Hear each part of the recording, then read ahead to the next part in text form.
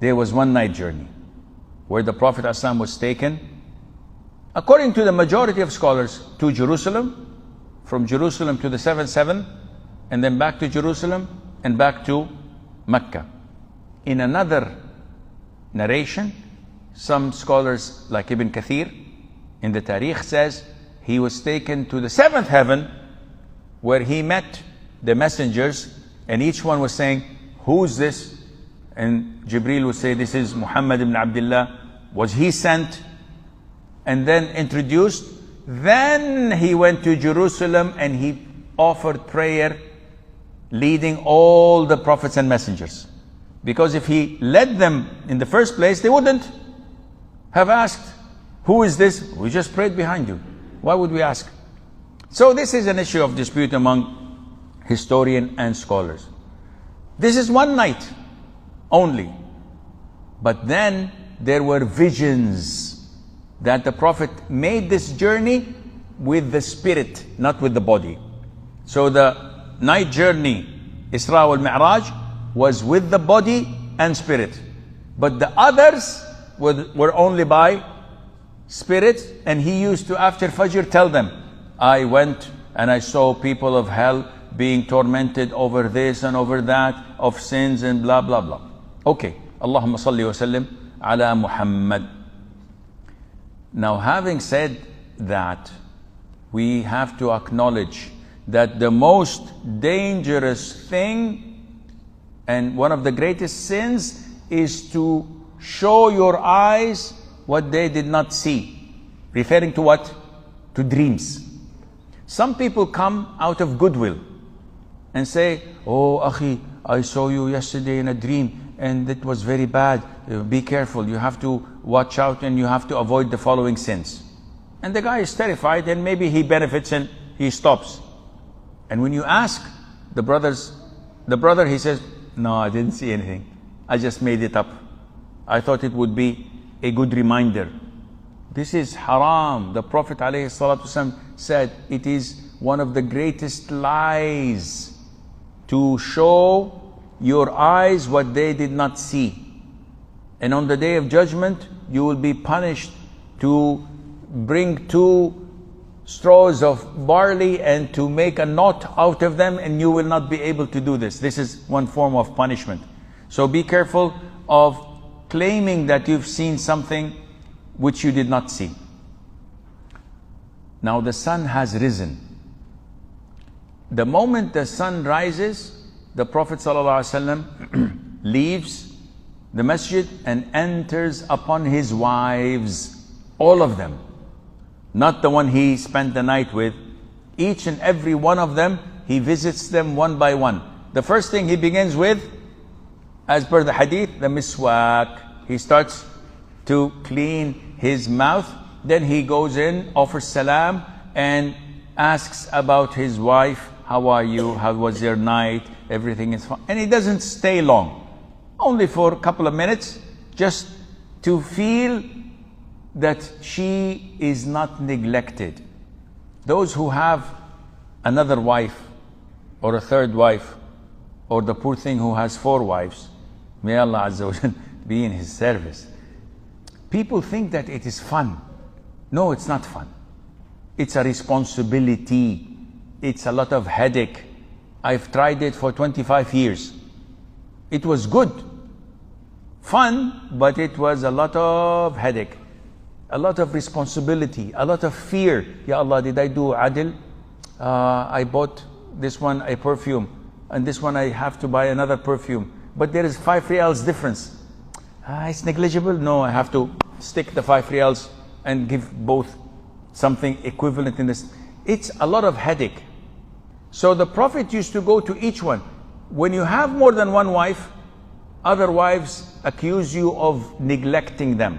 Of course, you was with your sweetheart. Yes, you did not remember us. You did not give us a call. La ilaha illallah. Every day you hear the same cracked record. When you go to the other one, she says the same thing. This is what your co-wife said. The exact same thing. Because inna kaydakunna azim. Your plotting is huge and great. So the Prophet used to go to each one of them after Fajr, asks about them, and does not stay long. Sometimes he used to go in and out while they are doing dhikr. Yani for example, Mother Juwayriya, he was with her that night. When he left to masjid, she was on her prayer mat making dhikr.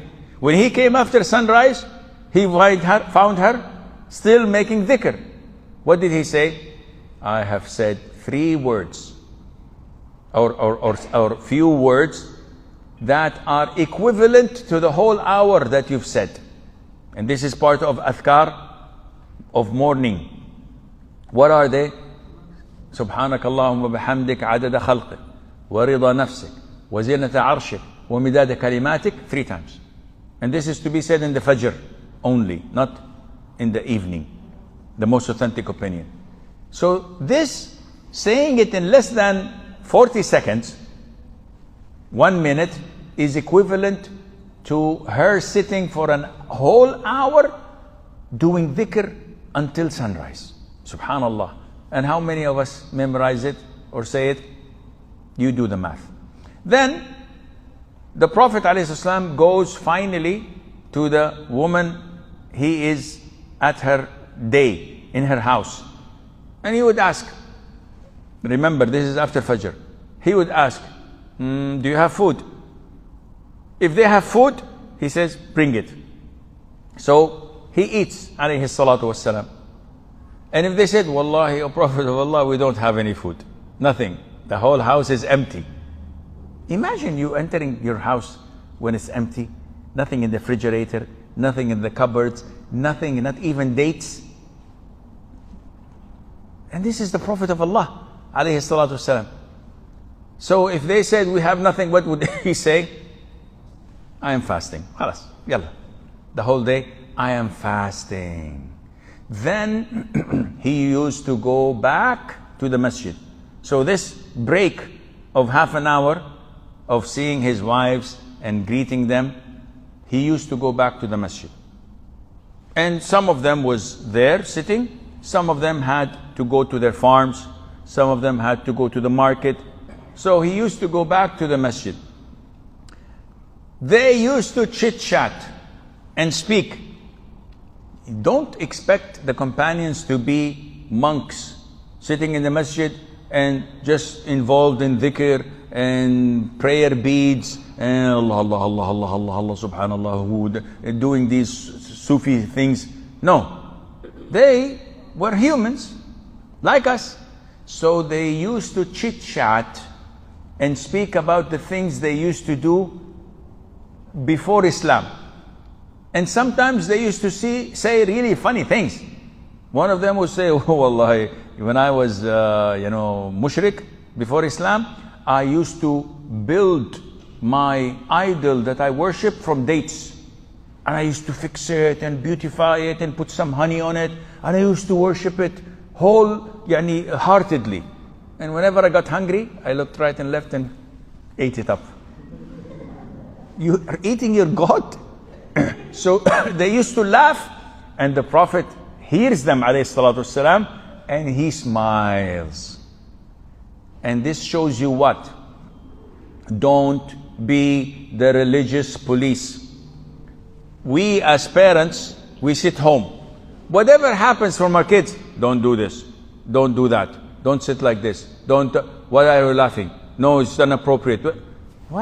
Give people a room to breathe. Give them some space.